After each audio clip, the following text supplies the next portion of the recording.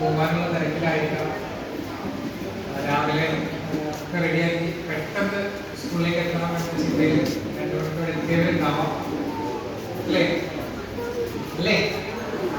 അപ്പോ ഞാൻ പറയുന്നതിനെ എത്രമാത്രം നിങ്ങൾ സ്വീകരിക്കുന്നുണ്ടോ അതിനനുസരിച്ചായിരിക്കും നമ്മുടെ കുട്ടിയുടെ മുമ്പോട്ടുള്ള പഠനത്തിൽ ആദ്യത്തെ കോമ്പറ്റേറ്റീവ് എക്സാംസിനൊക്കെ നിങ്ങൾക്ക് ഉണ്ടാവുന്ന ഇൻട്രസ്റ്റ് അല്ലേ?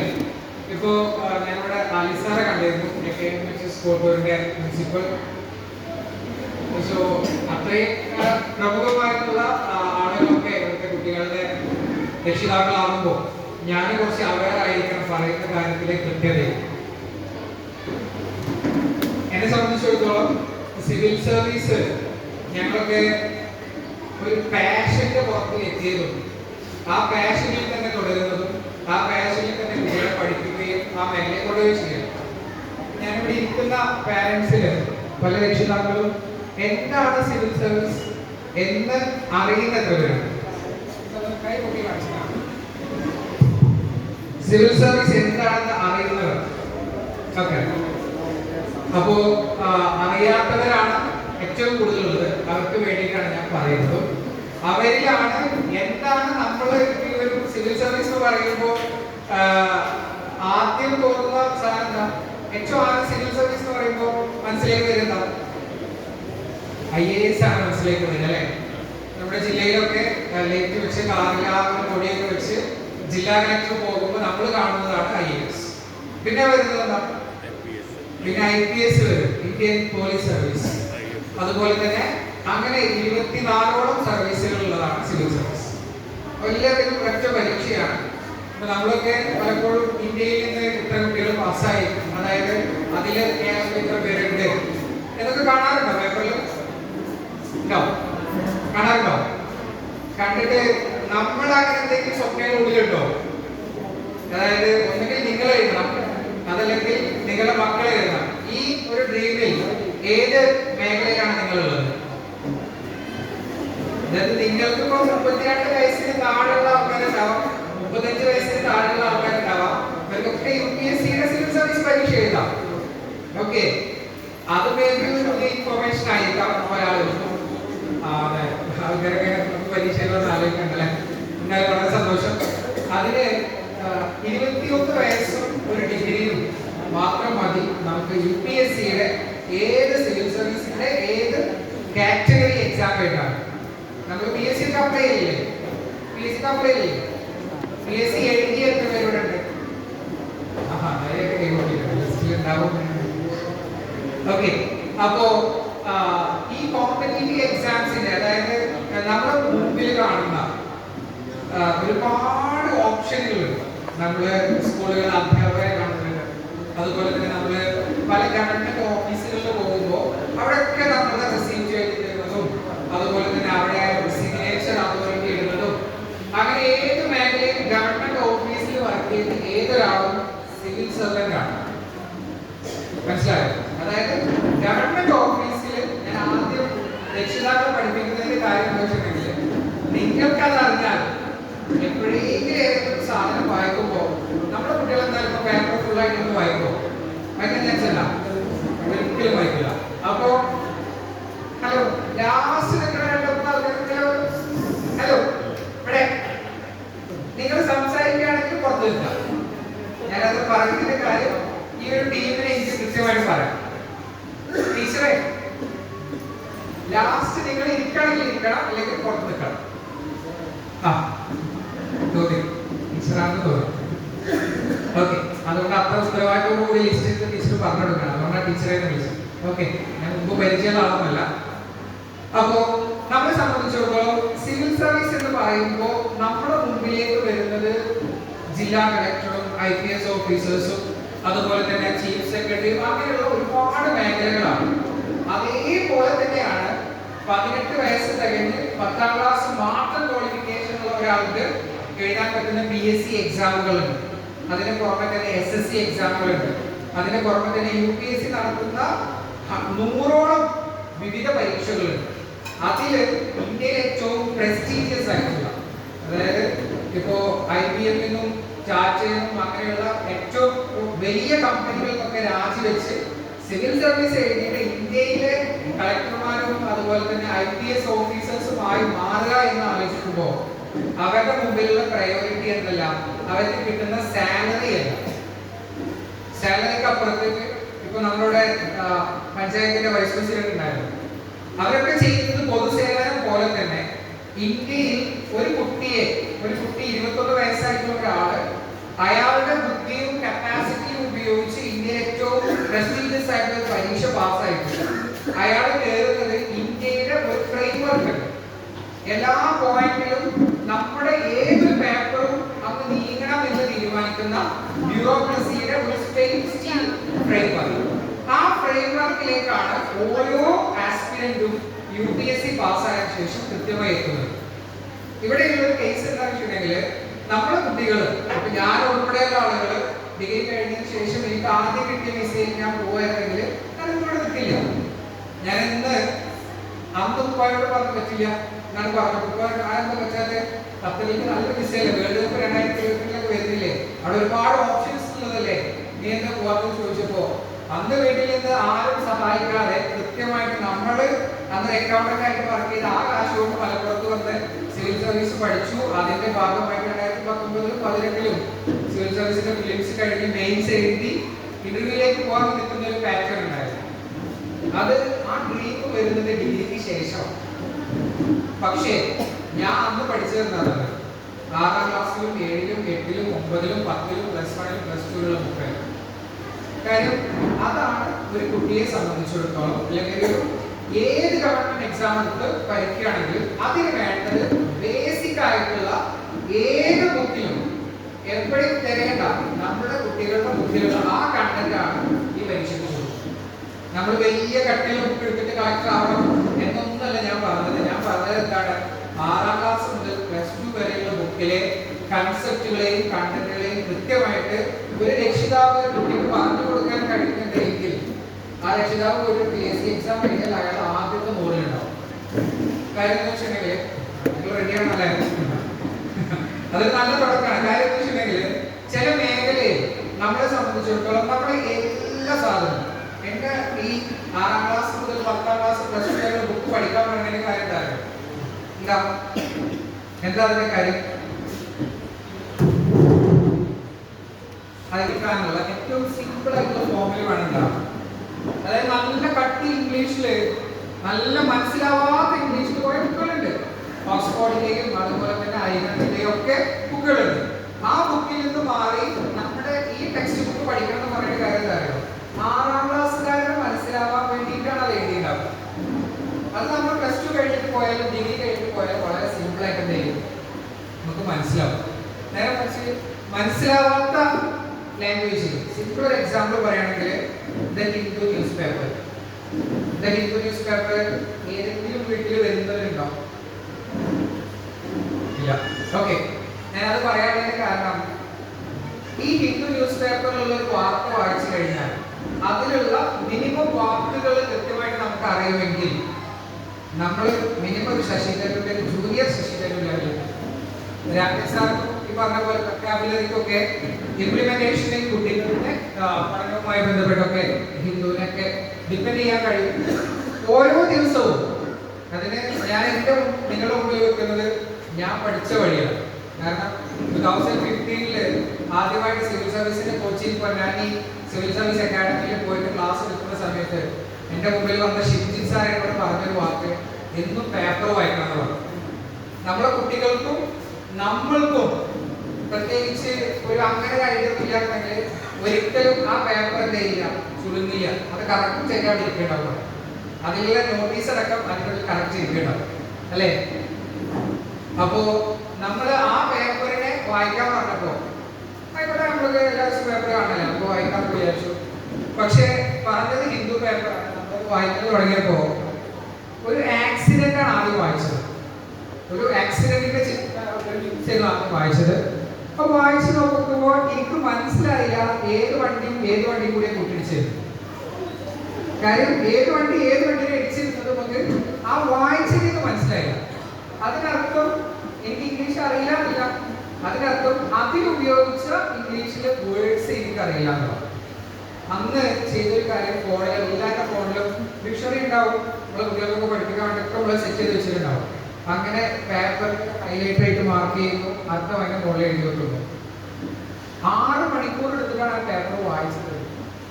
6 മണിക്കൂർ എടുത്തിട്ട് ആ പേപ്പർ വായിച്ചു തീർന്നപ്പോ ആ പേപ്പറിൽ ഒരു 70% ഹൈലൈറ്ററിന്റെ കളറുണ്ട്, മഞ്ഞ നിറമുണ്ട്, എല്ലായിടത്തും ഇങ്ങനെ എഴുതിയിട്ടുണ്ട്. അത് വർക്ക് ചെയ്യുന്ന ഒരു സമയമായിരുന്നു, അതായത് ഡിഗ്രി കഴിഞ്ഞിട്ട് വർക്ക് ചെയ്യുന്ന ഒരു സമയമായിരുന്നു. വീട്ടിലേക്ക് ഇങ്ങനെ ഈ പേപ്പർ എടുത്ത് പോകുമ്പോ എല്ലാവരും മഞ്ഞ കളർ ഇങ്ങനെ നിൽക്കുന്നുണ്ട്. അപ്പൊ ഉമ്മ കണ്ടേക്ക് ചോദിച്ചു എങ്ങനെ പറ്റി എന്ന് ചോദിച്ചു.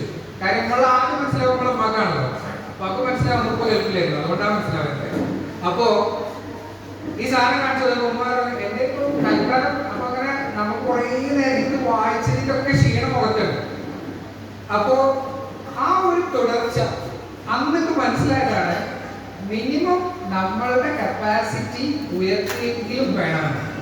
ഞാൻ രാകേഷ് സാർ സംസാരിച്ചപ്പോ സാർ കൃത്യമായിട്ട് ഫുള്ളായിട്ട് ഇംഗ്ലീഷാണ് സംസാരിച്ചത്. അത് 100% മനസ്സിലായ രക്ഷിതാക്കളുണ്ടോ എന്ന് ചോദിച്ചു കഴിഞ്ഞാൽ പല ആൾക്കാർക്കും കൈ പൊക്കാൻ ഒരു ചെറിയ ബുദ്ധിമുട്ടുണ്ടാവും. കാരണം 100% ഇവിടെ ഇരിക്കുന്ന കുറച്ച് ആൾക്കാർക്ക് മനസ്സിലായിട്ടില്ല എന്ന് എനിക്ക് ഉറപ്പാണ്. എനിക്ക് ഉറപ്പുണ്ട് അത് നിങ്ങളുടെ അടുത്ത് ആരുടെ അടുത്തും അതിന്റെ ഓർഗനൈസേഷൻ കാണാം. കാര്യം 2 ആഴ്ച കൊണ്ട് രാകേഷ് സാർ ഡിഫറൻസ് ഉണ്ടാക്കിയിട്ടുണ്ടെങ്കിൽ ഈ കുട്ടിയുടെ വായിൽ നിന്ന് കുറച്ച് ഇംഗ്ലീഷ് വേർഡ്സ് ഒക്കെ അറിയാണ്ട് വരും, ഇല്ലേ? വീട്ടിൽ പോയി പറയാറില്ലേ? ആ പറയുന്ന സാധനങ്ങള് നമ്മൾ കേൾക്കുമ്പോൾ ചില നമുക്ക് മനസ്സിലാവാതെ വരും. ഈ എന്താണപ്പോ ഇംഗ്ലീഷ് പറഞ്ഞ് എന്ത് പറഞ്ഞ അവൻ എന്ത് ചെയ്യണ്ട, വിഷമിപ്പിക്കണ്ട, അവൻ പറഞ്ഞത് നമുക്ക് മനസ്സിലാവായിക്കണം. അത് നമ്മളൊന്ന് ചേഞ്ച് ചെയ്താണ്. ഞാൻ പറഞ്ഞതിന്റെ കാര്യം വെച്ചിട്ടുണ്ടെങ്കിൽ നമ്മുടെ നാട്ടിൽ കിട്ടുന്ന എല്ലാ ന്യൂസ് പേപ്പറുകളിലും ഒരു ഫ്രണ്ട് പേജ് എടുത്ത് നോക്കി കഴിഞ്ഞാൽ എന്താ പറയാ, പിണറായി മിണ്ടിയില്ല, സതീശൻ ചോദിച്ചു, അല്ലേ? അത് കഴിഞ്ഞ് അതിന്റെ താഴെ ഒരു പരസ്യം ഉണ്ടാവും, അതിന്റെ പുറത്ത് ഒരു ആക്സിഡന്റ് ഉണ്ടാവും, പിന്നെ ഒരാൾ മരിച്ചതും ഉണ്ടാവും. ഫ്രണ്ട് പേജിൽ കുട്ടിക്ക് എന്തെങ്കിലും കിട്ടുന്ന സാധനം ഉണ്ടാവുമോ? ഉണ്ടാകുമോ? ഉണ്ടാകും. ഒന്ന് കേരളത്തിലെ മുഖ്യമന്ത്രി പിണറായി വിജയനാണെന്നും പ്രതിപക്ഷ നേതാവ് വി ഡി സതീശനാണെന്നുള്ളതിനപ്പുറത്തേക്ക് വേറെ എന്തെങ്കിലും ഇൻഫർമേഷൻ ഉണ്ടാവുമോ? ഉണ്ടാവില്ല. ഇതെന്തും കാണുന്നത് അതൊരു ന്യൂ ഇൻഫർമേഷൻ അല്ല. അങ്ങനെ എടുത്തു നോക്കി കഴിഞ്ഞാൽ നമ്മുടെ മലയാള മനോരമ അതുപോലെ മറ്റു പേപ്പറുകളൊക്കെ എടുത്തു നോക്കി കഴിഞ്ഞാൽ അതിൽ നിന്ന് ആകെ കിട്ടുക ഒരു 2 or 3 ജനറൽ ഇൻഫർമേഷനാണ്. വായിക്കുമ്പോൾ എന്താ തോന്നല്? പുതിയ ഇൻഫർമേഷൻ എന്തെങ്കിലും നിങ്ങൾ കാണലുണ്ടോ? നമുക്ക് പേപ്പർ വായിക്കാൻ സമയം കിട്ടില്ല. രണ്ടാമത് ഇത് വായിച്ചിട്ട് നമുക്ക് കിട്ടിയാലല്ലേ നമുക്ക് കുട്ടികൾക്ക് പറഞ്ഞു കൊടുക്കുക, അല്ലേ? അല്ലേ? അതെ. അപ്പോ ഈ കാര്യത്തില് ഞാൻ 2 കാര്യമാണ് ആകെ പറഞ്ഞത്. ഒന്ന് ഇവരുടെ പുസ്തകത്തിന്റെ ഇമ്പോർട്ടൻസ്, 2 ന്യൂസ് പേപ്പറിന്റെ ഇമ്പോർട്ടൻസ്. ഈ 2 കാര്യങ്ങളെയും കൃത്യമായിട്ട് നിങ്ങൾക്ക് അവർക്ക് പറഞ്ഞു കൊടുക്കാനും മനസ്സിലാക്കി കൊടുക്കാനും കഴിയുന്നുണ്ടോ? then you can start civil service preparation. അതല്ലാതെ വലിയ കട്ടിയുള്ള ബുക്ക് കൊടുത്തിട്ട് ഇതിന്റെ ഈ അറ്റത്തോട് പഠിച്ചു തുടങ്ങി ആ അറ്റത്തോട് ഈ IPS പരീക്ഷ ഒരുങ്ങും എന്ന് പറഞ്ഞു കഴിഞ്ഞാൽ ഇറ്റ്സ് കംപ്ലീറ്റ്ലി തെറ്റാണ്. ഓക്കെ. അതേപോലെ തന്നെ ഇപ്പോ നമുക്ക് പല ആളുകളെയും ഹെൽപ്പ് വേണ്ടി വരും. ഞാൻ ആ ഒരു മേഖലയിൽ ഞങ്ങളിപ്പോ സ്കൂൾ ലേണിംഗ് എന്ന് പറഞ്ഞു 2020 മാർച്ച് വരെ കേരള സ്റ്റേറ്റ് സിവിൽ സർവീസ് അക്കാഡമിയിൽ ജോഗ്രഫി ഫാക്കൽറ്റി ആയിരുന്നു. അത് കഴിഞ്ഞപ്പോൾ 2020 മാർച്ച് ഫസ്റ്റിലാണ് നമ്മളെ കൊറോണ ഒക്കെ വന്ന് ഞങ്ങളെ ക്ലാസ്സുകളൊക്കെ നിന്ന് തുടങ്ങിയപ്പോൾ നമുക്ക് ഉള്ള അഡോബ് നമ്മൾ എവിടെയാണ് നിൽക്കുന്നത് ആ സ്ഥലം ഇല്ല. അങ്ങനെ ഞങ്ങൾ സ്വന്തമായിട്ട് തുടങ്ങിയത് തന്നെയാണ് സ്കൂൾ. സ്കൂളിൽ എൻ്റെ കേരളത്തിൽ ഏകദേശം 14,000-ഓളം കുട്ടികൾ പഠിക്കുന്നു. നമ്മൾ മേഖല സ്പെസിഫിക് ആയിട്ട് സ്കോളർഷിപ്പ് ഏരിയ ആണ്. അതുപോലെ തന്നെ ഡിഫറൻറ്റ് സെൻട്രൽ യൂണിവേഴ്സിറ്റി എക്സാംസ് ഒക്കെ.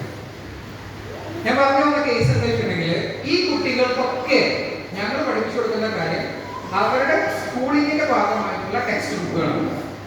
പിന്നെ സിവിൽ സർവീസിന്റെ ഒരു ഓറിയന്റേഷൻ കഴിഞ്ഞു പോകുമ്പോൾ ഓട്ടോമാറ്റിക്കലി രക്ഷിതാക്കൾക്ക് എന്താ കിട്ടിയെന്ന് ചോദിക്കുമ്പോൾ കുട്ടികൾ ആകെ 2 കാര്യങ്ങൾ പറഞ്ഞ് എന്ന് പറഞ്ഞു കഴിഞ്ഞാൽ അത് കേൾക്കുമ്പോൾ അങ്ങോട്ട് പോകണോ ആ സമയം കളയണോ എന്ന് പലരും ചോദിക്കും.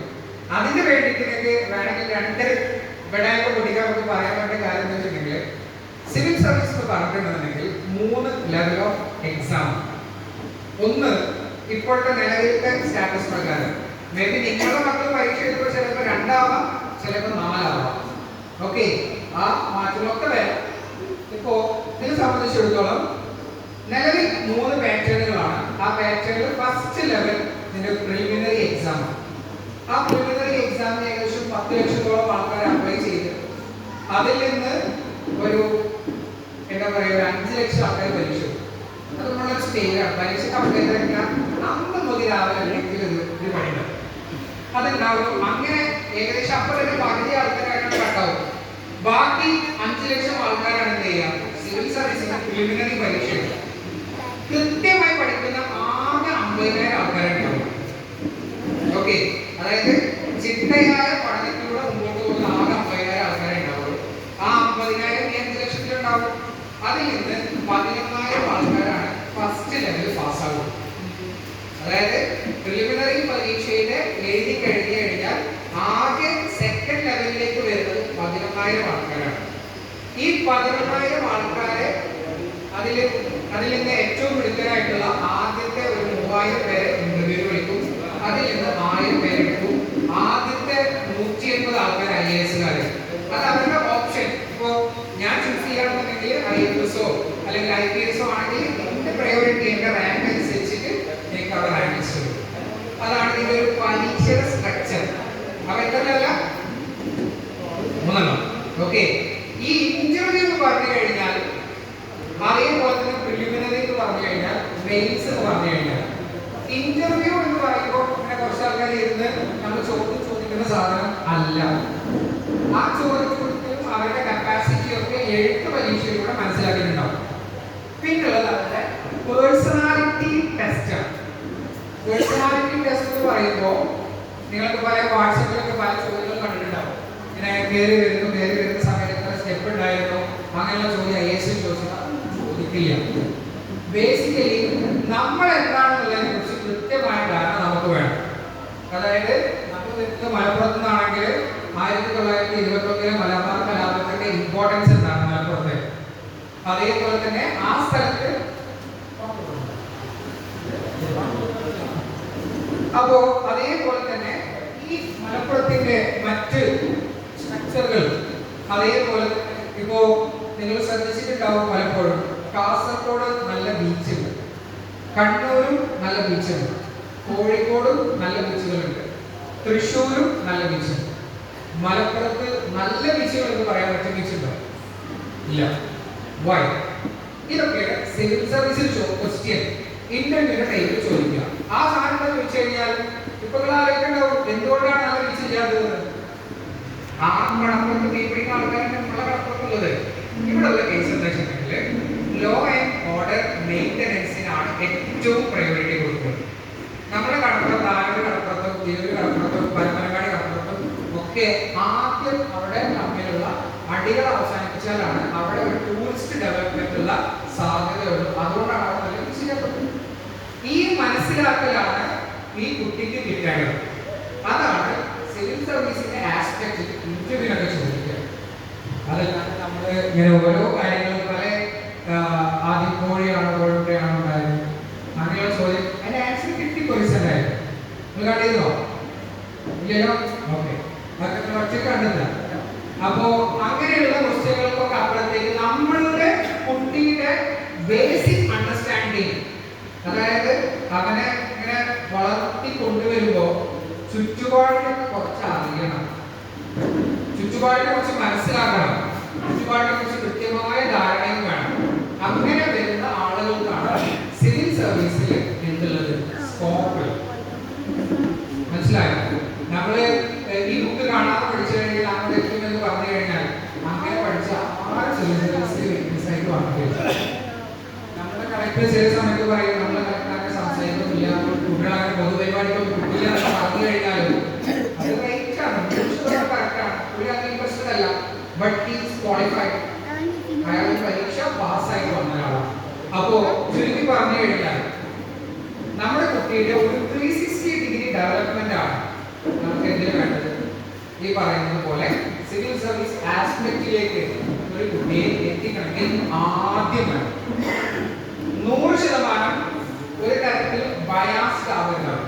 അല്ലെങ്കിൽ കാര്യം നമുക്ക് പലതരം നമ്മളുടെ ഞാനിവിടെ ഒരു കാര്യത്തിലൊന്ന് റിലീജിയൻ ആണെന്നുണ്ടെങ്കിലും നമ്മുടെ വിശ്വാസങ്ങളാണെന്നുണ്ടെങ്കിലും നമ്മുടെ സംസാരങ്ങളാണെങ്കിലും നമ്മുടെ ഏത് തരം സ്റ്റൈൽ ആണെങ്കിലും അത് ഇൻഫ്ലുവൻസ് ആയിട്ടുള്ള കുട്ടികളാവരുത് നമ്മുടെ കുട്ടികൾ. അത് വേണം, അത് നമ്മുടെ വിശ്വാസമാണ്, നമ്മുടെ മറ്റു കാര്യങ്ങളാണ്. പക്ഷേ അയാൾ റെപ്രസെന്റ് ചെയ്യുന്നത് എന്തൊക്കെയാണ്? ഓൾ ഓവർ ഇന്ത്യയാണ്. ഓക്കെ, അപ്പോ എന്താ പറയാ, അതിനനുസരിച്ച് എല്ലാ കാര്യങ്ങളെയും ഒരു ദീർഘവീക്ഷണത്തോടു കൂടി എല്ലാ കാര്യങ്ങളെയും ഒരു അനാലിസിസ് കപ്പാസിറ്റിയോട് കൂടിയിട്ടുള്ള ഒരു തരത്തിൽ നമുക്ക് കുട്ടികളെ വളർത്തിക്കൊണ്ടുവരാൻ കഴിയുകയും ചെയ്യും. അതാണ് ഒരു സിവിൽ സർവീസിന്റെ ആസ്പെക്റ്റിലുള്ള നാലാമത്തെ കാര്യം. ഞാൻ പറഞ്ഞു, ഒന്ന് പുസ്തകം, മറ്റൊന്ന് ന്യൂസ് പേപ്പർ, പിന്നൊന്ന് അവരുടെ അനാലിസിസ് കപ്പാസിറ്റി, പിന്നെ അവരുടെ വളർച്ചയുള്ള ഏറ്റവും ഇമ്പോർട്ടൻ്റ് ആയിട്ടുള്ള കാര്യം. ഞാൻ നേരത്തെ പറഞ്ഞ ആ പോയിന്റ് നിങ്ങളുടെ മൈൻഡ് ആരുടെയെങ്കിലും മൈൻഡിൽ വന്നിരുന്നോ? ബീച്ചിനെ കുറിച്ച് പറഞ്ഞപ്പോ ഞാൻ പറഞ്ഞൊരു പോയിന്റ് നിങ്ങളുടെ മൈൻഡിൽ ആരുടെയെങ്കിലും മൈൻഡിൽ വന്നിരുന്നോ? ആ ഡിഫറൻസുകൾ നമ്മുടെ പല മേഖലയിലുള്ള ഐറ്റംസിൽ ഉണ്ടാവും. അതായത് അത് വിദ്യാഭ്യാസത്തിന്റെ കാര്യം ചോദിക്കാം. എന്തുകൊണ്ടാണ് മലപ്പുറത്തിന് വിദ്യാഭ്യാസ സമയത്ത് ഏകദേശം ഒരു 75 മുകളിൽ ഇത്രയേറെ ഭൂമി വന്നത് എന്നുള്ള ചോദിക്കാം. നല്ല ചോദ്യമാണ്. ആ ചോദ്യത്തിനൊക്കെ ആൻസർ പറയാൻ കഴിയുന്ന, അതായത് ചോദിക്കുന്ന ആൾക്ക് അയാളെ അങ്ങനെ ഒരു സാധനം ഉണ്ടായിരുന്നല്ലേ എന്ന് ആൻസർ പറയാൻ പറ്റുന്ന രൂപത്തിലേക്ക് കുട്ടികളെ ഇപ്പൊ തന്നെ എക്യൂപ്പ് ചെയ്തു വരിക എന്നുള്ളതാണ് നമ്മുടെ ഏറ്റവും ഇമ്പോർട്ടൻ്റ് ആയിട്ടുള്ള കാര്യം. ഞാനിവിടെ മൊമെന്റോസ് ഒക്കെ കൊടുക്കുന്നത് കാണുമ്പോൾ വളരെ സന്തോഷം തോന്നിയ ഒരു കാര്യം എന്ന് വെച്ചിട്ടുണ്ടെങ്കിൽ ഓരോ കുട്ടികൾക്കും അവരുടെ ക്യൂസി കപ്പാസിറ്റിയാണ് ഇവിടെ അസസ് ചെയ്യുന്നത്. ആ ക്യൂസി കപ്പാസിറ്റി എന്ന് പറയുമ്പോൾ അവർ ഓരോ സംഭവങ്ങളെ കുറിച്ചും അവർക്ക് മനസ്സിലാക്കാൻ അവർ പറയുന്നത്, അവർ പഠിച്ചിട്ടുള്ളത്. അപ്പൊ ആ കുട്ടികൾക്കൊക്കെ ഒരു ആപ്റ്റിറ്റ്യൂഡ് ഉണ്ട് അവരുടെ ഉള്ളിൽ. ആ ആപ്റ്റിറ്റ്യൂഡിനെ കൃത്യമായി മോൾഡ് ചെയ്ത് കൊണ്ടുവരികയാണെങ്കിൽ ഈ കുട്ടികൾക്കൊക്കെ ഫ്യൂച്ചറിൽ ഏതെങ്കിലും ഒരു കോമ്പറ്റീറ്റീവ് എക്സാം ക്ലിയർ ചെയ്ത് ഗവൺമെന്റ് സർവീസിലേക്ക്, അത് സ്റ്റേറ്റ് സർവീസ് ആവാം, അതല്ലെങ്കിൽ സെൻട്രൽ സർവീസ് ആവാം, അതല്ലെങ്കിൽ ഇതേപോലെയുള്ള സിവിൽ സർവീസ് പരീക്ഷകൾക്കൊക്കെ എത്താൻ കഴിയുന്ന ഒരു ചെറിയ ആപ്റ്റിറ്റ്യൂഡ് ഓരോ കുട്ടികളും ഉണ്ടാവും. പിന്നെ ചില സമയത്ത് നമ്മൾ പറയാം, ഇത് അങ്ങനെയൊന്നും ഉണ്ടൊന്നുമില്ല, ഒന്നും പറയുന്നില്ല, അങ്ങനെയൊന്നും സംസാരിക്കൊന്നുമില്ല, ഭയങ്കര സൈലന്റ് ആണ് എന്നൊക്കെ പറഞ്ഞ് പതുക്കെ ഒരു സൈലന്റ് തട്ടുന്നു കുറച്ച് ആൾക്കാർ. ആ തട്ടിയതിൽ സ്കൂളിലുള്ള ആളെയാണ്. ആ തട്ടിയതിൽ അങ്ങനെ പതുക്കെ മാറ്റി നിർത്തുമല്ലോ സൈലന്റ്. ആ മാറ്റി നിർത്തി കാറ്റഗറിയിൽ ഒരു പ്രൈസ് പോലും സ്കൂളിൽ മേടിക്കാത്ത, ഒരു പരീക്ഷയിൽ പോലും ടോപ്പർ ആവാത്ത, ഒരു പരീക്ഷയിൽ പോലും നല്ല ഷൈനിങ് ആയിട്ടുള്ള പഠിക്കാത്ത, ആകെ 7ാം ക്ലാസ്സിൽ പഠിക്കുന്ന സമയത്ത് പത്രവായന മത്സരത്തിൽ പങ്കെടുത്തു, അതിൽ 3ാം സ്ഥാനം കിട്ടിയതിനുള്ള അപ്പുറത്തേക്ക് നാട്ടുനന്മയുടെ ഒരു ചെറിയ സർട്ടിഫിക്കറ്റ് ഇല്ല വീട്ടിലില്ല. ബാക്കി അനിയന്മാരൊക്കെ സ്പോർട്സിലും ആർട്സിലൊക്കെ ഭയങ്കര പഠിത്തന്മാരാണ്. അപ്പോ ഞാൻ എന്നെ പോളിഷ് ചെയ്തെടുത്തതാണ് ഇത്രയേറെ കാലങ്ങൾക്ക് ശേഷം. കാര്യം കൃത്യമായി പറയുകയാണെങ്കിൽ പഠിച്ചു തുടങ്ങിയത് ഡിഗ്രി കഴിഞ്ഞതിന് ശേഷമാണ്. ഞാൻ അതുവരെ നമ്മുടെ ഗൈഡ് ചെയ്ത് തരാൻ ആരും, അതായത് ഉപ്പക്കല്ല ആർക്കൊക്കെ നന്നായി പഠിപ്പിക്കണത്, പക്ഷേ ഗൈഡിങ് ഈസ് ഇമ്പോർട്ടൻറ്റ്. നമ്മുടെ ഗൈഡ് ചെയ്ത് തരാൻ, നമ്മളെ നാവിഗേറ്റ് ചെയ്യാൻ നമുക്കൊരാള് എപ്പോഴും വേണം. അതില്ല എങ്കിൽ വിത്തിൻ മിനിറ്റ്സ് വഴി തെറ്റാനുള്ള 100 ഓപ്ഷൻ അവരുടെ കയ്യിലുണ്ടാവും. 100 ഓപ്ഷൻ എന്ന് പറഞ്ഞാൽ അത് കുറഞ്ഞു പോകും. 100-നേക്കാൾ ഓപ്ഷൻസ് അവരുടെ കയ്യിൽ തന്നെ ഉണ്ടാവും. അപ്പോ ആ ഒരു ലോകത്താണ് നമ്മൾ ജീവിക്കുന്നത്.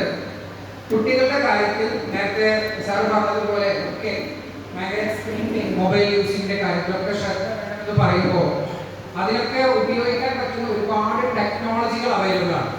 അവർക്ക് ഉപയോഗിക്കാൻ പറ്റുന്ന ആപ്പുകൾ മാത്രം സോർട്ട് ചെയ്യാൻ നമുക്ക് കഴിയും. അതേപോലെ തന്നെ അവർക്ക് ഉപയോഗിക്കുന്നത് എന്താണ് അതേപോലെ കാണാൻ ഇപ്പോഴത്തെ നമുക്ക് കഴിയും.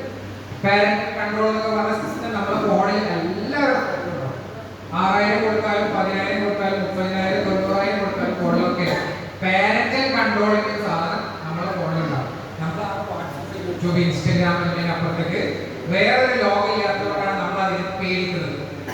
ആ സാധ്യതകൾ നമ്മൾ ഉപയോഗിക്കാൻ കുട്ടികളെ പഠിപ്പിക്കണം. ഇപ്പൊ ഏത് സംശയം ഉണ്ടെങ്കിലും ആദ്യം നമ്മൾ എന്താ ചെയ്യാം?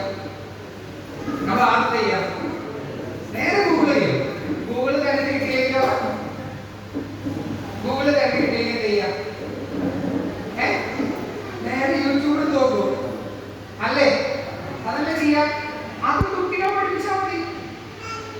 ആ സാധനം കുട്ടികളെ പഠിപ്പിച്ചാൽ മതി. ഇപ്പോ ഞാനിപ്പോ ഇവിടെ ഇരിക്കുന്നത് ഈ കർണ പേര് വാശി ഒരു അംബാനി ഈ ജിയോ കൊണ്ടുവന്നതിന് മുമ്പേ 2014 അതിന്റെ കുറച്ചുകൂടി ഒരു 5 വർഷം മുമ്പൊക്കെ നമുക്ക് ഡാറ്റ നമ്മൾ മൊബൈൽ നെറ്റ് യൂസ് ചെയ്ത് തുടങ്ങി. ആ നെറ്റ് യൂസ് ചെയ്യുന്ന മുമ്പേ നമുക്ക് ഇൻഫർമേഷൻ അറിയാൻ നമ്മൾ എന്ത് ചെയ്യാം? ഇതൊരു ക്ലാരിഫിക്കേഷൻ വേണം. നമ്മൾ എന്ത് ചെയ്യും? ഒന്നെങ്കിൽ നമ്മളെക്കാൾ അറിവ് വിവരമുള്ള ഒരാൾ ചോദിക്കും. നമ്പർ 1. നമ്പർ 2, നമുക്ക് നല്ലൊരു ലൈബ്രറി പരിചയമാണെങ്കിൽ അവിടെ പോയിട്ട് ഒരു ബുക്ക് എടുക്കും. ആ ബുക്കിൽ നമ്മൾ റെഫർ ചെയ്യും. എത്ര സമയം നമ്മൾ കളയുക? എത്ര സമയം കളയും? രാത്രി ഒരു 9 മണിക്കാണ് നോക്കി ആ പോകൽ വരുന്നത്. അത് നമ്മൾ ഫുൾഫിൽ ചെയ്യാൻ മിനിമം രാവിലെ 10 മണി വരെ ചെയ്യണ്ടേ ലൈബ്രറി തുറക്കാൻ? ഇപ്പൊ കുട്ടി അപ്പൊ നമ്മൾ സ്പെൻഡ് ചെയ്യുന്നത് മിനിമം 13 hours ആണ്. എന്നിട്ട് അത് തിരഞ്ഞ് പിടിച്ച് കണ്ടെത്തിയിട്ട് നമുക്ക് 100% ആൻസർ കിട്ടുമോ? ഉറപ്പില്ല. പക്ഷേ ഇപ്പോഴാണെങ്കിലോ 9 മണിക്ക് തോന്നിയ 9:01 ആവുന്നതിന് മുമ്പേ ആൻസർ നമ്മുടെ കയ്യിലാണ്. അതായത് നമ്മൾ 12 മണിക്കൂർ ലേറ്റ് ആയിട്ട് ഓടിക്കൊണ്ടിരിക്കുന്ന വണ്ടിയാണെങ്കിൽ നമ്മുടെ കുട്ടികൾ 0.12 അത്ര സെക്കൻഡിലാണ് അവർ ഓടിക്കൊണ്ടിരിക്കുന്നത്. അതേപോലെ തന്നെയാണ് അവരുടെ ചിന്തകൾ. നമ്മൾ ചിന്തിക്കുമ്പോൾ നമ്മളിങ്ങനെ കുറേ ലാഗ് എടുത്ത് അങ്ങനെ ഇങ്ങനെ ആലോചിച്ചിട്ട് ആരെങ്കിലും ചിന്തയില്ല. അപ്പോൾ നമ്മുടെ ചിന്തകളെ നമ്മളവിടെ ഇങ്ങനെ നിറവേറ്റി വെക്കും. അത് കഴിഞ്ഞ് അവർ പോയതിനു ശേഷം പിന്നെ ഓർമ്മ വരുമ്പോഴാണ് സാധനം കാര്യങ്ങൾ. എന്നിട്ട് നമ്മൾ തീരുമാനിച്ചത് അല്ല കുട്ടികളെ സ്റ്റൈൽ. അവർ ആൾക്കാരൊന്നുമില്ല, അവർ പോകും. അതേപോലെ പോകുന്ന കുട്ടികളെയാണ് നമ്മൾ എന്ത് ചെയ്യുന്നത്? സിവിൽ സർവീസ് പിക്ക് ചെയ്യുന്നത്. അത് പിക്ക് ചെയ്യുമ്പോൾ അവരുടെ ചിന്തകളെ കറക്റ്റ് റൂട്ടുകൾ കാണിക്കുന്നതാണ്. അവരങ്ങ് പോയിക്കോളും. 2 കാര്യങ്ങളാണ് പ്രധാനമായി ശ്രദ്ധിക്കേണ്ടത്. ഒന്ന്, റോങ് ഗൈഡൻസ് കിട്ടാതിരിക്കാൻ മാക്സിമം നോക്കണം. റോങ് ഗൈഡൻസ് എന്ന് പറഞ്ഞാൽ ചില ആൾക്കാർ പറയും ഇന്ത്യയിലെ സോൾ അറിയണമെങ്കിൽ കോൺസ്റ്റിറ്റ്യൂഷൻ ഫുള്ള് പഠിക്കണം, അല്ലെങ്കിൽ ഭരണഘടന മനസ്സിലാക്കണം, അല്ലെങ്കിൽ എന്താ പറയാ നമ്മുടെ ഏറ്റവും നല്ല ബുക്കുകളൊക്കെ വായിക്കണം എന്നൊക്കെ പറയുമ്പോൾ അതൊക്കെ നമ്മുടെ ക്വാളിറ്റി എൻഹാൻസ്മെന്റ് ആണ്. ക്വാളിറ്റിയുടെ മുമ്പ് നമ്മൾ മനസ്സിലാക്കേണ്ട കുറച്ച് ഏരിയാസ് ഉണ്ട്. അതൊക്കെ സിവിൽ സർവീസിന് വേണ്ട ബേസിക് ആയിട്ടുള്ളത് അവരുടെ ടെക്സ്റ്റ് ബുക്കുകളിൽ തന്നെ ഉണ്ട്. അതിനെ കൃത്യമായിട്ട് മനസ്സിലാക്കാൻ നല്ല ഡയറക്ഷൻ കൊടുക്കുക. നമ്പർ 1. നമ്പർ 2 എന്ന് പറഞ്ഞപ്പോൾ ശ്രദ്ധിക്കുന്നത് അതായത് നിങ്ങൾ ശ്രദ്ധിക്കുന്നെങ്കിൽ ഒരു ചെറിയ ആൾക്കാർ മെയിൻറ്റെയിൻ ചെയ്യാറുണ്ടെങ്കിലും ബാക്കി എല്ലാവരുടെ മനസ്സോടെ എനിക്കറിയാം. അതുകൊണ്ടാണ് നമ്പർ 2 എന്താണ് നമ്പർ 2 എന്ന് പറയുന്നത് നിങ്ങൾ ചെയ്ത് പൂർത്തിക്കുന്നത്. അപ്പോൾ നമ്പർ 2 എന്ന് പറയുന്നത് നമ്മൾ അവർക്ക് ഒരുക്കി കൊടുക്കുന്ന സാഹചര്യങ്ങളാണ്. അതായത് ഒരു കാര്യത്തെ കുറിച്ച് കുട്ടി ചോദിക്കുമ്പോൾ ഇതൊന്നുണ്ടായില്ല അത് പറയുന്നില്ല എന്ന് പറയും. ഹലോ എന്റെ അങ്ങനെ അവരുടെ തളർത്ത് എതിർക്കണം. ആ തളർത്തിന്റെ ഇടയിൽ എന്താ പറയുന്നത്? പിന്നോട് ചോദിക്കില്ല. പിന്നെ ചോദിക്കുവോ മനസ്സിന്റെ കാര്യം വേറെ പോകാൻ പറ്റും. ആ കുട്ടി പിന്നെ അങ്ങനെ ചിന്തിക്കൽ തുടങ്ങോ? ഏറ്റവും കൂടുതൽ സംശയം ഉണ്ടാകുന്ന സമയമാണ് ഒരു 5-ാമത്തെ വയസ്സ് മുതൽ ഒരു 9-ാമത്തെ വയസ്സ് വരെ. അത് കഴിഞ്ഞ് ഒരു 10 വയസ്സ് 11 വയസ്സൊക്കെ ചോദിച്ചു കഴിഞ്ഞിട്ടുണ്ടെങ്കിൽ പിന്നെ ഒന്നോട് ചോദിക്കാൻ നിർത്തും. പിന്നെ ആരോട് ചോദിക്കാം? ഫ്രണ്ട്സിനോട് ചോദിക്കാം. ആ ചോദ്യം പിന്നെ നിങ്ങളിലേക്ക് തിരിച്ചു വരാൻ ഏകദേശം 4 അല്ലേ? ഫ്രണ്ട്സ് ഇല്ലാത്ത ഒരാളാണെന്നുണ്ടെങ്കിൽ വീട്ടിൽ വന്നിട്ട് കംപ്ലീറ്റ് റിപ്പോർട്ട് ചെയ്യും. അങ്ങനെ വന്ന് അപ്പൊ നമ്മളൊക്കെ കേട്ടിട്ടുണ്ടാവും. ഒന്ന് നമ്മുടെ ഉള്ളിലേക്ക് ഇരിക്കാന്നുണ്ടെങ്കിലോ പറഞ്ഞ് ആ ചായ ഒക്കെ പറഞ്ഞ് നിർത്തിണ്ടാവും. അത് പെൺകുട്ടികളാണെങ്കിലും ആൺകുട്ടികളാണെങ്കിലും. പക്ഷേ വൺസ് അത് നമ്മൾ കേൾക്കാതെ ഇരുന്ന് തുടങ്ങി കഴിഞ്ഞാൽ ഒന്നും അല്ലേ അല്ലേ? ഞാൻ പറഞ്ഞതിൽ തെറ്റുണ്ടോ? ഇല്ല. ഈ കാര്യമാണ് നമ്മൾ കേൾക്കാതിരിക്കുമ്പോൾ അത് കേൾക്കാൻ വേറെ ആളുകൾ. നമ്മൾ കേൾക്കാതിരിക്കുമ്പോൾ അത് കേൾക്കാൻ ചെയ്യും വേറെ ആള് വരും. ആ ആള് വരുമ്പോൾ നമ്മളെ ഫുൾ മനസ്സമാധാനം പോകും. അത്രേ ഉള്ളൂ. അപ്പോ അതിന്റെ ആ ഒരു ഫ്ലെക്സിനൊക്കെ മനസ്സിലായോ? ഇതും സിവിൽ സർവീസ് തമ്മിൽ എന്താ കണക്ഷൻ ചോദിച്ചു കഴിഞ്ഞാൽ സിമ്പിൾ ആയിട്ട് പറയുകയാണെന്നുണ്ടെങ്കിൽ ഈ തോട്ട് ഇങ്ങനെ ചിന്ത വരുന്ന ഒരാളാണെങ്കിൽ അതാണ് ബുദ്ധിത. അതായത് ഒരു സാധനം കൊടുത്ത് അങ്ങനെ ചെയ്തോ എന്ന് പറഞ്ഞാൽ ഫുള്ള് ഇന്ന് പണി എടുക്കണമെന്നല്ല. ഓന്റെ ഉള്ളില് ആ ആളുടെ ഉള്ളിൽ പുതിയ പുതിയ സാധനങ്ങൾ ഇങ്ങനെ ഇമാജിൻ ചെയ്തെടുക്കാനുള്ള ഒരു കപ്പാസിറ്റി ഉണ്ട് എങ്കിൽ ദാറ്റ് ഈസ് ഇന്റലിജൻസ്. ആ ഇമാജിൻ ചെയ്തെടുക്കുന്നതിന്റെ ഭാഗമായിട്ടാണ് ഇവരുടെ ഉള്ളിൽ വരുന്ന ഇതെന്താ എന്നുള്ള ചോദ്യങ്ങൾ. ആ ചോദ്യങ്ങളെ അഡ്രസ് ചെയ്ത് പോയാൽ മതി. ഞാൻ പറഞ്ഞ രണ്ട് കാര്യങ്ങൾ, ഒന്ന് ഗൈഡൻസ്, രണ്ട് ഇതേപോലെയുള്ള ചോദ്യങ്ങൾക്കുള്ള ആൻസേഴ്സ്. നിങ്ങൾക്കറിയാമെങ്കിൽ യൂട്യൂബിൽ അടിക്കുമ്പോൾ അല്ലെങ്കിൽ ഗൂഗിളിൽ അടിക്കുമ്പോൾ ഇപ്പോൾ ഒരു എന്തെങ്കിലും സാധനം നമ്മൾ ലക്ഷദ്വീപിൽ അറിയാൻ പോയിട്ടുണ്ട്, അല്ലെങ്കിൽ ലക്ഷദ്വീപ് കാണുമ്പോൾ നമ്മൾ മൈൻഡ് എന്താ കാണാറ്? നല്ല ബ്ലൂ ഓഷ്യൻ കാണല്ലേ? അതിന് താഴെ കിടക്കുന്ന സാധനമാണ് പവിഴ കുച്ചുകൾ അല്ലെങ്കിൽ കോറൽ റീഫ്സ് എന്ന് പറഞ്ഞ സാധനം. ഈ സാധനം ഉണ്ടാവുന്നത് എങ്ങനെ? ഈ സാധനം കോറൽ റീഫ് പവിഴ കുച്ചുകൾ ഉണ്ടാവുന്നത് എങ്ങനെയാ? Anyone from this coral reef ഉണ്ടാവുന്നത്? അതായത് പവിഴ കുച്ചുകളില്ലേ, അത് ഉണ്ടാവുന്നത് എങ്ങനെയാ?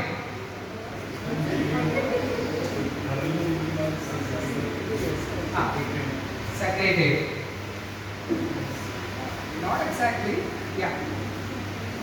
But ഈ മൂപ്പരാളിന്റെ ആൻസർ പറയാൻ ആർജവം കാണിച്ചല്ലോ, അതെന്താ പക്ഷേ അതേപോലെ എന്താണ് കാര്യം? എക്സാക്ട് പോയിന്റ് പറഞ്ഞിട്ടുണ്ടെങ്കിൽ പോളി എന്ന് പറയുന്നത് POLYPS പോളിപ്സ്. ഈ പോളിപ്സ് നശിച്ചു പോകും. അപ്പോ വേറെ പോളിപ്പീസ് കൽക്കട്ട പോലെ വന്നിരുന്നു. അങ്ങനെ ഉണ്ടായി വന്നതാണ് നമ്മൾ ഈ പവിഴക്കുച്ചുകൾ. ആ പവിഴക്കുച്ചുകളാൽ നിർമ്മിതമാണ് ലക്ഷദ്വീപ് എന്ന് പറയുന്ന ഐലൻഡ്. എന്നാൽ അങ്ങനെയല്ല ആൻഡമാൻ നിക്കോബാർ ഐലൻഡ്സ്. ആൻഡമാൻ നിക്കോബാർ ദ്വീപുകൾ എന്ന് പറഞ്ഞാൽ അങ്ങനെയല്ല. അത് ഹിമാലയത്തിന്റെ കണ്ടിന്യൂഷൻ ആണ്. വെള്ളത്തിലടിക്ക് പോകും. ചില സ്ഥലത്ത് നല്ല ഹൈറ്റുള്ള സ്ഥലങ്ങൾ വരുമ്പോൾ അതൊരു ദ്വീപായിട്ട് മാറും. അപ്പോ ഈ സാധനങ്ങൾ എങ്ങനെ കിട്ടുക? ഒറ്റയടിക്ക് ഗൂഗിളിൽ വെച്ചാൽ കിട്ടുമോ? അതിന്റെ UPSC how coral reefs are generated, എങ്ങനെയാണ് പവിഴക്കൊച്ചുകൾ ഉണ്ടാവുന്നത്, അല്ലെങ്കിൽ കോറൽ റീഫ് UPSC മാത്രം അടിച്ചുകൊടുക്കുക. UPSC റിലേറ്റഡ് ആയിട്ടുള്ള നോട്ട്സ് അതിൽ നമ്മൾ വായിച്ചിട്ട് നമുക്ക് അതിന്റെ ആൻസർ